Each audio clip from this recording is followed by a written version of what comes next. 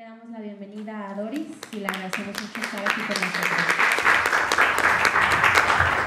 Buenos días. La verdad es que el tema de la propiedad intelectual siempre ha sido un tema que genera un poquito de controversia, en el sentido de que, bueno, hay partidarios de debemos de donar todas las ideas del intelecto al mundo, hay quienes generan otro tipo de ideas como que, bueno, no, que se le reconozca.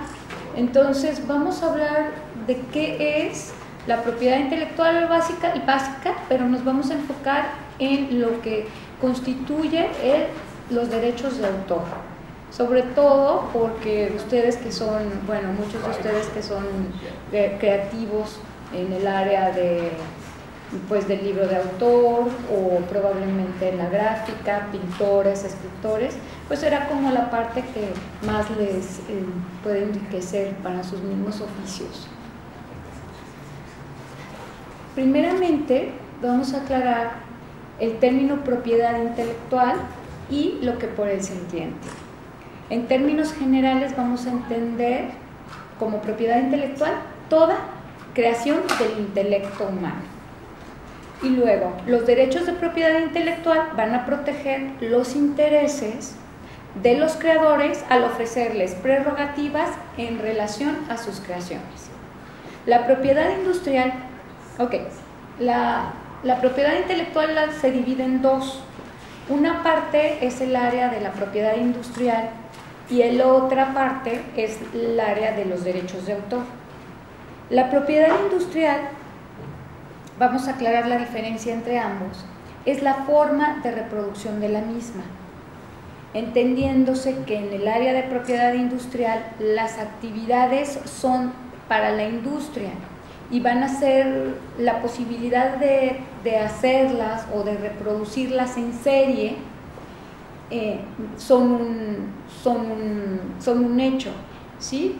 La propiedad industrial, los objetos, motivo de la creación, son hechos para fabricarse en serie, como pues cuando tú compras una camiseta, haces los diseños, son maquinarias, son patentes, incluye los logos, son más enfocados hacia un comercio que se va a generar en serie, que va a ser, la propiedad industrial incluye marcas, patentes, la denominación de origen también está contenida dentro de la propiedad industrial, están los logotipos, cuando todo lo que haces de manera genérica o con la intención de industrializarla va a estar en propiedad industrial. Mientras que los derechos de autor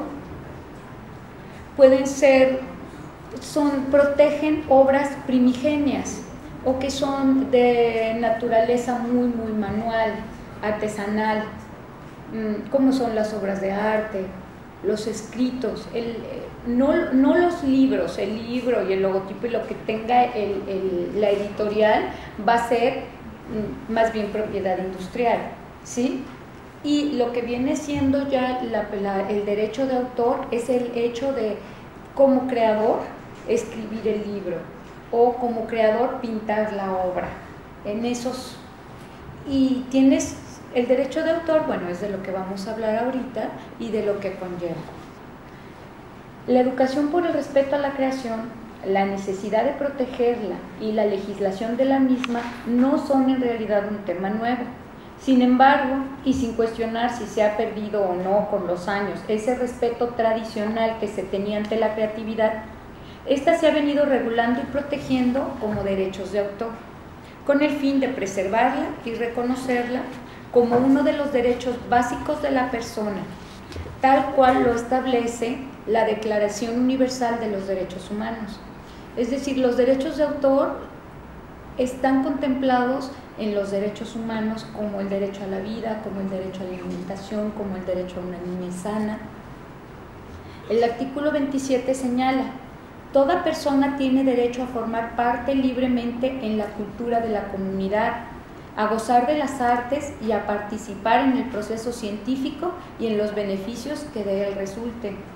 Toda persona tiene derecho a la protección de los intereses morales y patrimoniales que le correspondan por razón de las producciones científicas, literarias o artísticas de que sea autora. El reconocimiento al autor no es un hecho que se haya venido dando naturalmente. Recordemos que las primeras historias eran siempre narradas por trovadores que preservaban por tradición oral los acontecimientos en versiones anónimas.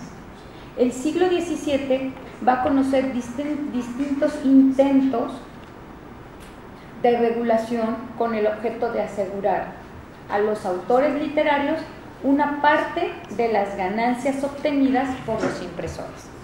Entonces, en este sentido, en España, en 1627, Felipe IV hace las primeras intenciones de regular lo que venía siendo el derecho de autor, pero en realidad ahí lo que quería la corona era como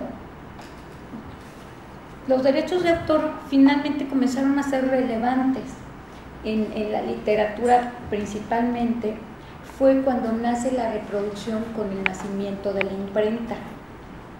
Cuando nace la imprenta comienzan a generarse la posibilidad de que pues, ya no nada más dibujas un libro o lo haces a mano, como en el caso de los libros de artista, que tienes el reconocimiento de que tú lo hiciste y están hasta tu mano, sino de que ya eran reproducibles. Y los primeros derechos, los que lo reclamaban eran los impresores, no los artistas.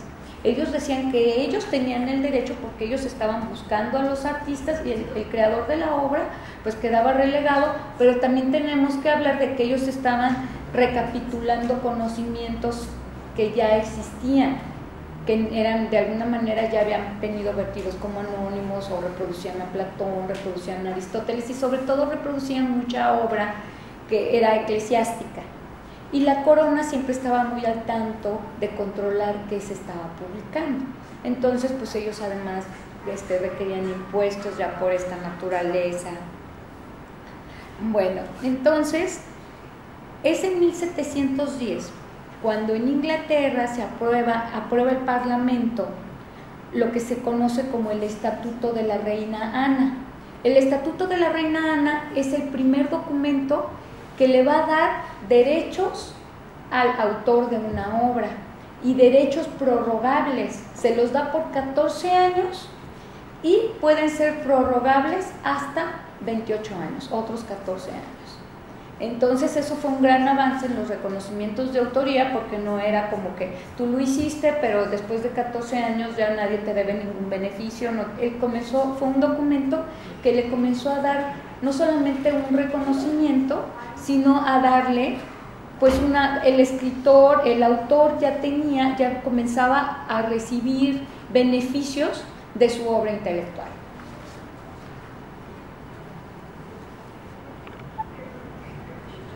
Obviamente ahí se genera un conflicto con las impresoras, las cuales alegaban que una vez encargadas y recibidas las obras, los beneficios del monopolio deberían de ser para ellas y no para el autor original.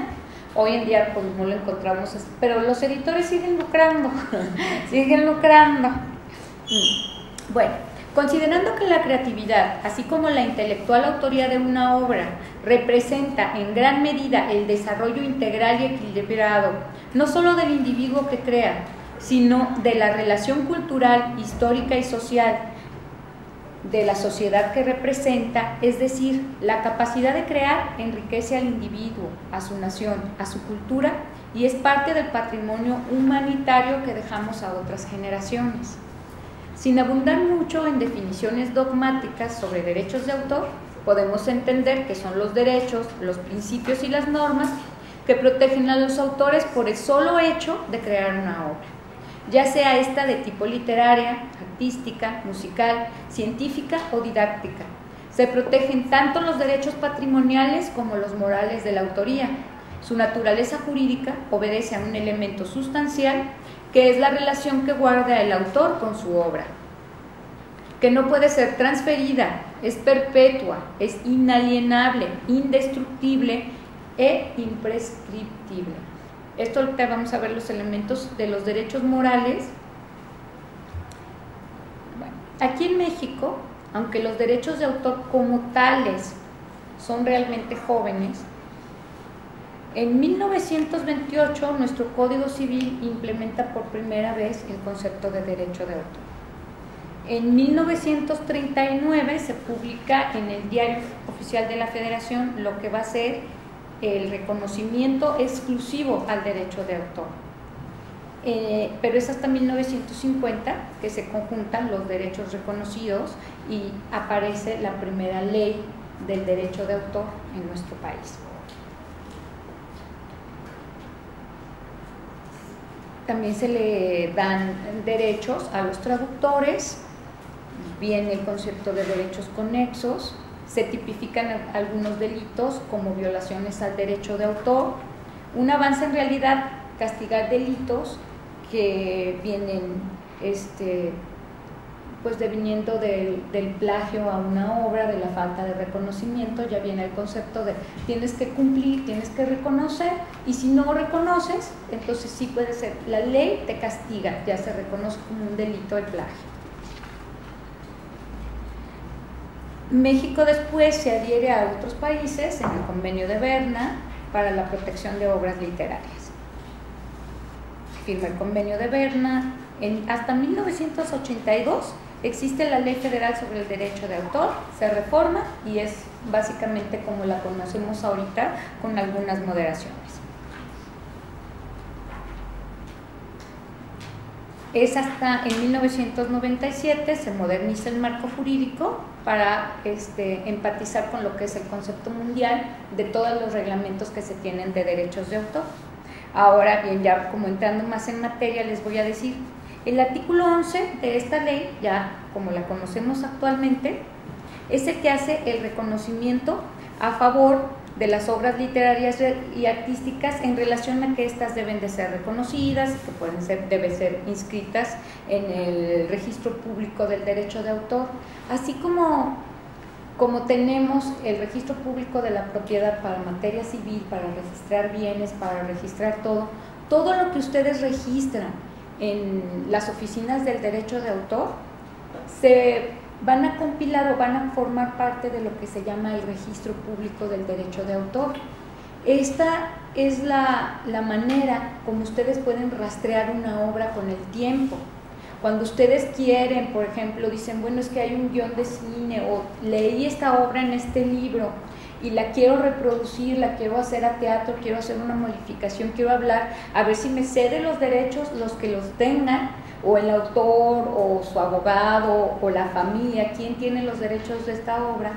Entonces tú vas, pides en el registro público del derecho de autor y ahí hay un registro de la obra y de quién tiene los derechos, si todavía están vigentes, si no tienen vigencia, pues qué tan vieja es la obra. Ahorita vamos a ver esto de la vigencia. Fíjate, los trámites, obviamente el Instituto del Derecho de Autor o para cualquier trámite de registro de obra, son trámites de hecho que no son caros. Tú puedes registrar un CD completo con toda tu obra, poemas, libros, fotografías. Para derechos de autor, para el registro en sí, no es caro el movimiento. Con eso tú puedes, incluso es todo un CD o toda una memoria, todo un libro, y te cuesta los mismos 300 pesos, llenas un formatito. En 15 días ellos hacen el estudio de si ya tienen pues, los conceptos básicos de la obra reproducidos o registrados, y te vienen una respuesta o te dan tu registro de derecho de autor. Entonces es un trámite muy sencillo y en realidad ahorita vamos a ver qué tan necesario puede llegar a ser o no.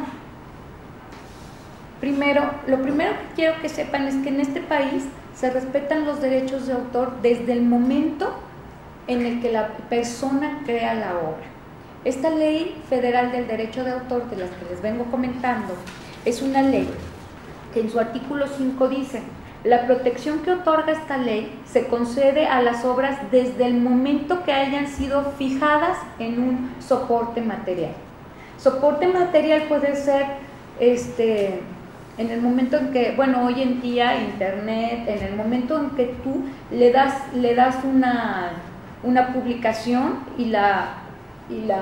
antes se usaba publicar en el periódico, ahora lo puedes publicar en internet. En ese momento ahora sí que primero en tiempos, primero en derechos, tú estás teniendo un soporte a tu obra basado en el artículo 5.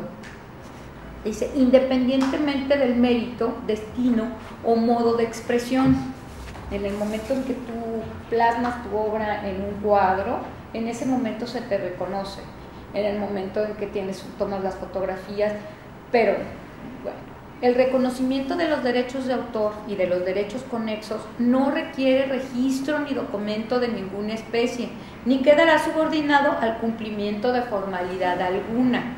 Es decir, la ley desformaliza esto de estar, se llama ausencia de formalidades, lo que brinda protección a la obra desde el momento de su creación, existiera o no registro de la misma. Pero esto abre una gran gama de posibilidades y de cuestionamientos en materia de registro de la obra. Porque la cuestión es, ¿cómo si las formalidades apropiadas podemos demostrar que una obra estaba creada antes que la de un tercero? Cuando aparece alguien y dice, no, pues es que eso yo ya lo había escrito.